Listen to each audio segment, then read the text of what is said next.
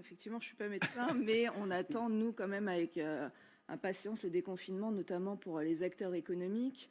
Les commerces, il y a eu encore moins 15 000 emplois. On a perdu 7% de l'activité sur ce troisième confinement. Et l'Île-de-France, on l'oublie souvent, mais malheureusement, c'est la région la plus touchée de France d'un point de vue économique, parce que c'est une région touristique, parce que c'est une région aéronautique, automobile, et que ces industries sont particulièrement touchées. Mais alors, si le déconfinement n'a pas encore complètement porté ses fruits, voilà la question. On revient toujours à la même question. Effectivement, la situation est encore tendue en Île-de-France. On est à peu près à 160% de taux d'occupation en réanimation. Mais la question revient toujours à la vaccination. En fait, on a fermé les écoles pendant 3 semaines.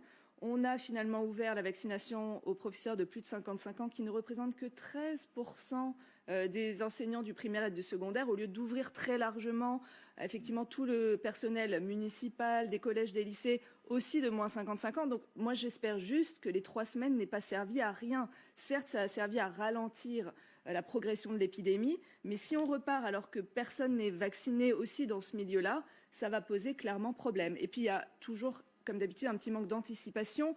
Moi, je suis élue municipale à Sartrouville dans les Yvelines. 5 jours avant, on ne sait toujours pas comment ça va se passer exactement en termes de protocole.